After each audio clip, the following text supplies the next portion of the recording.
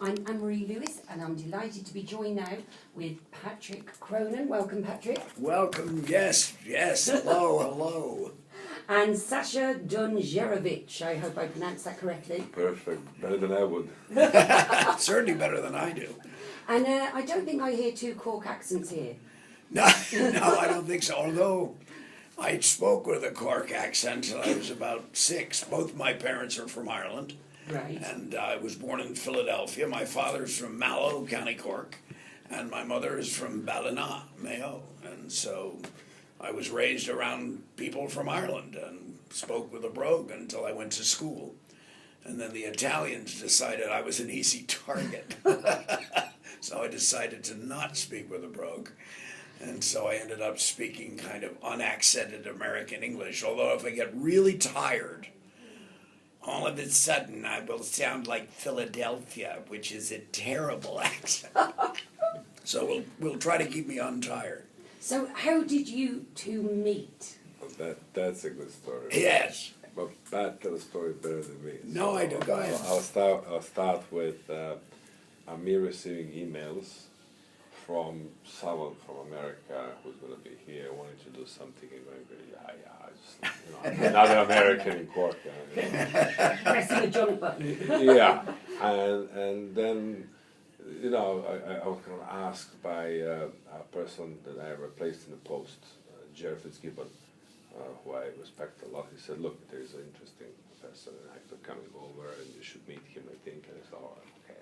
Because of course, Sasha, you're head of... I'm head of drama and theatre studies at UCC. And so at that point I was like, okay, you gotta do that, you gotta be the guy.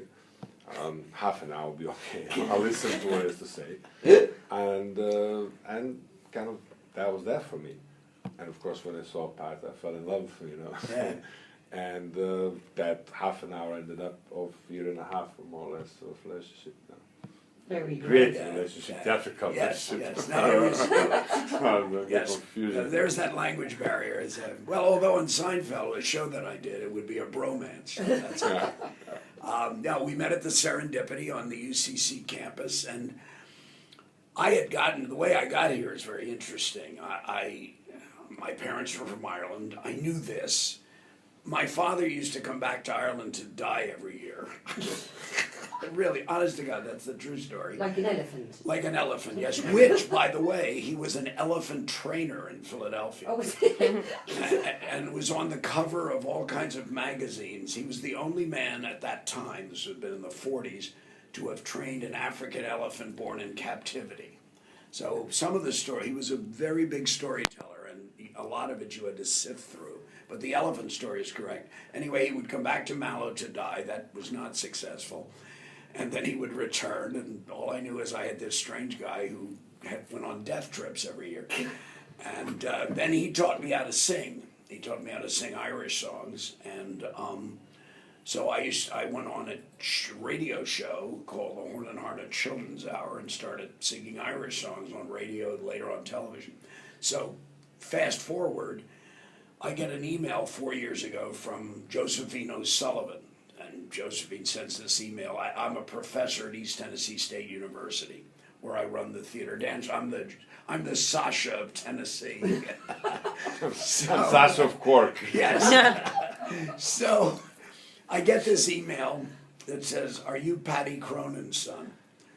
So I thought, I wonder if this is going to cost me. So I emailed back and I said yes. And she said, well, I'm Jack Cronin's daughter, and he would be your father's younger brother, and we are first cousins. So I knew my father had 8 siblings, 3 of whom had come to the States with him, 2 of them with him. So fade out. We started corresponding. The next thing I know is she sends me my father's birth certificate, which I didn't have. I applied for citizenship. Turns out the Irish government always wanted me. So, You're a snorter as well, Patrick. I am a snorter, I'm sorry. Snorter Are too. you a snorter? Good, yes. My son accused me of passing it on. He started snorting the other day. So, anyway, I now carry an Irish passport, very proudly. It was a great moment. I sort of really fell apart. I have my mother's passport, She came from Ballina. She was 16 years old when she came to work in the States for the Catholic Church. That was her way to get to the States. My father came to a relative, so I had in my hand my mother's passport, my father's passport, and my Irish passport. I fell apart. I mean, it was a wonderful moment of reconciliation, you know, with my past, with their past. It was really quite extraordinary. And that's an important story because the play we're doing is about about a person who is trying to reconstruct its past, to understand the present. And how did the two of you decide to put on The Death of a Salesman? Was it who chose the play? It was actually in that first half an hour Right. we met. I looked at Patty and said, "Look, you know, I gotta do one on this play with you. I mean, I have to do, you know, Death of a Salesman, and you have to be Willy Loman." And he said, "Well, you know, I've done this play before, and that's my play. I would love to do this play with you." So it was that was that when I said about relationship. Right. That was that nature. It was just Yeah. looking. It says like, "Well, you are my Patty. You're my Willy Loman. Patty, you're a Willy Loman, Right. and I have to do this production with you."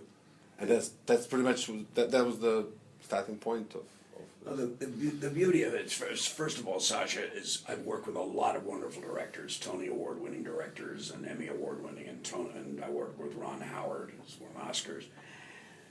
Sasha is a marvelous director, and I know he's here, but I don't mind saying it. If he were a lousy director, I just would avoid the topic.